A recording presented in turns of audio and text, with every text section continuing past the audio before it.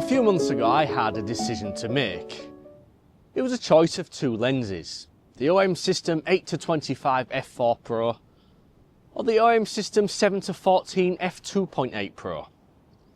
Now I opted to pick the 8-25, the reasons I'll discuss in this video, but today we're out playing with the opposite side of this, the choice I didn't make, the 7-14 F2.8 Pro.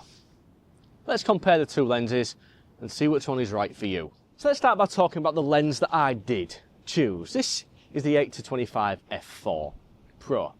It's very much on a par with the full frame 16-35 2.8. It's a very popular ultra wide lens on full frame cameras, and this is OM System's answer to that. It's a fantastic lens. Here's a few photographs that I've taken with it.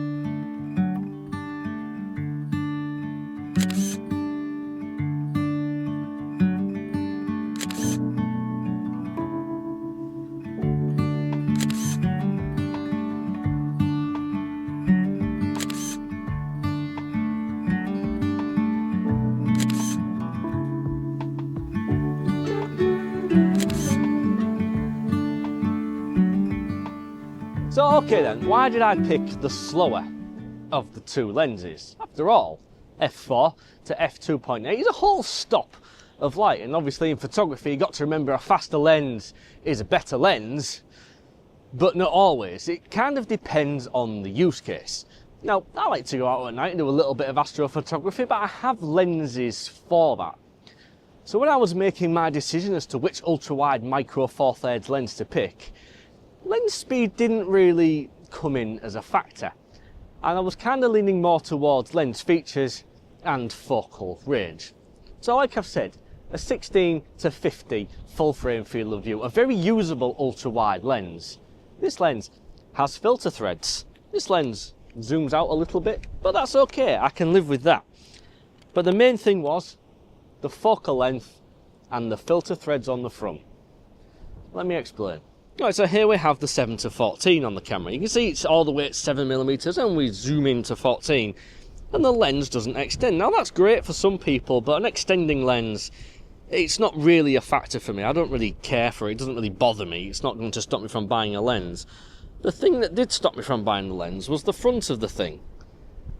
It has this built-in lens hood, and you can see there is no option to screw filters in there. Now I believe there may be some kind of adapters out there on the internet to put filters on this thing, but I didn't like it. It's got a very bulbous front element. If I zoom that out the way out, and you can see, how do you put a polarizer on there? As you would expect from a pair of OM System Pro lenses, both of these are built to exceptionally high qualities, and the pair of them are weather sealed, so I've got no qualms in bringing them out to a coast on a very blustery day where a little bit of splashing may occur. But the thing you've got to remember with these things, they're not waterproof. Water resistant and dust resistant, yes, but don't take them for a swim.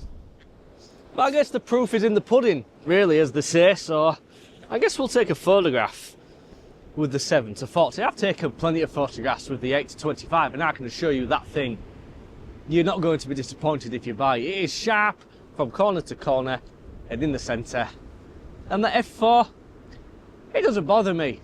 There's not once been an occasion where I thought I would like an extra stop of light. And despite using it for astrophotography, I always found it to be an exceptional little performer. But I am curious. The main put off with this 7-14 for me, is it too wide? The 8-25 I like. You can go from ultra wide to somewhat standard view. This, I'm not sure.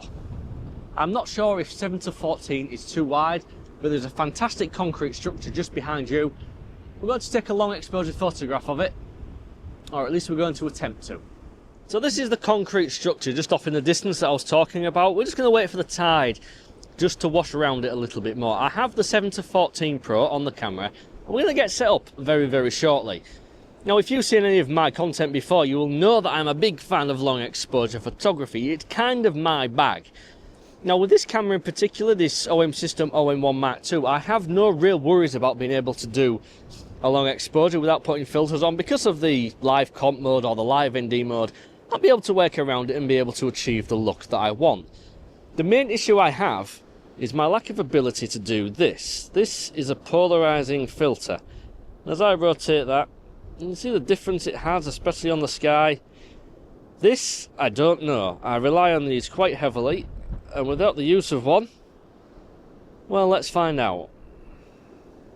So the first thing we need to decide is, well, how close do we need to get? Remember, this is a really wide lens. So, yeah, we're going to have to get really close, which means I'm going to get really wet, which is one of my favourite things to do. It's going to happen, isn't it? Right, so I've moved into a spot nice and close to this concrete slab now, where I'm going to be able to use the ultra-wide field of view on this lens to hopefully take a long exposure photograph. I've turned the live ND feature on in the camera. We're down at ND 128. That is 7 stops worth of filters, which is hopefully going to give us plenty enough, because I daren't tell you the aperture that I've had to close this down to get away with this, and I think we are barely going to get away with a long exposure here. So let's have a look. So F22, 50 seconds, ISO 200. I've focused right on this thing. Let's go. Let's see what happens. Here it is.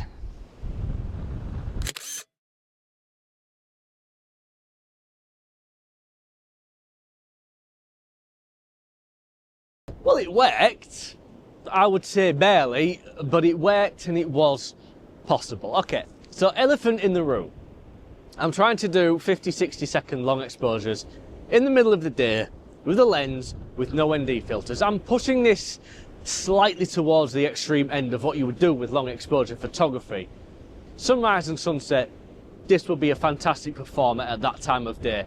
Like I said, the only real downside is the lack of being able to put a polarizing filter on here, but in certain circumstances, again, you may get away with it. So despite my slight complications and troubles getting a long exposure photograph with this lens at this time of day, just bear in mind, this is pushing it slightly towards the extreme edge of what you would expect to be able to get away with this kind of photography anyway.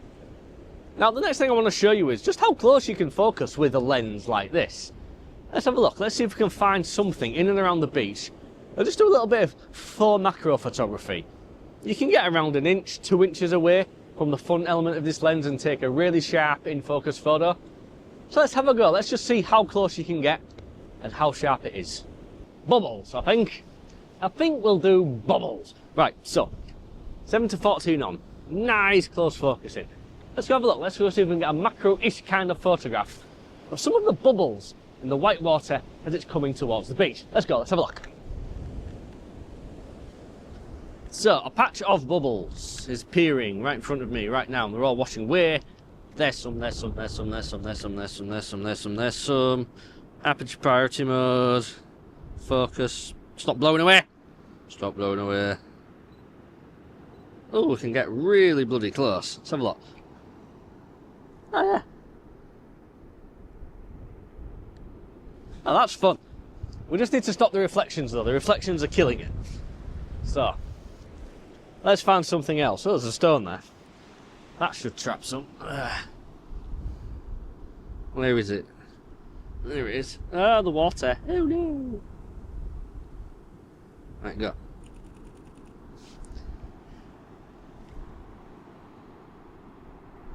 Oh yeah, that's good fun, that. Alright. Here's a fake macro photo.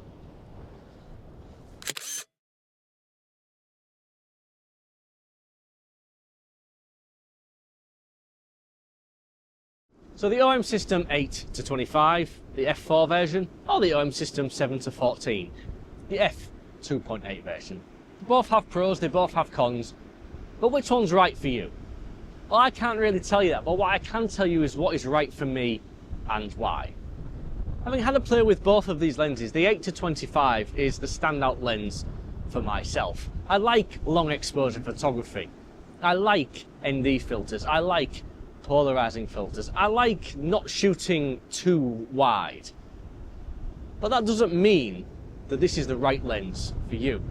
If you like astrophotography, if you like architectural photography, if you like macro photography, have a look at this lens. If you like photography where you don't rely on filters, have a look at this lens. If you want something as wide as you can get without that fisheye distortion, have a look at this lens. The built-in lens hood, the weather sealing, the fact that the lens doesn't extend when you zoom it in and out. These are all things that other people may find beneficial. So just because I lean towards this one, that doesn't mean that this isn't a fantastic lens. The photographs that I've taken with it, pin sharp, lovely colours, no softness, very, very little aberration as you would expect from a pro lens. So thank you very much for watching today's video. If either of the two lenses that I've talked about in today's video interests you, I will leave links down in the description where you can pick these up on OM Systems website. If you have enjoyed the video, please do give it a thumbs up and a like. It really does help bring new viewers to see my content. And if you're new here and you see me for the very first time and you want to see more Micro Four Thirds nonsense every single week, why not hit that subscribe button down below, or is it that side? Can never tell. Then you see more Micro Four Thirds nonsense every single week. So I'm going to go home, get dried up, and I'll catch you in the next one.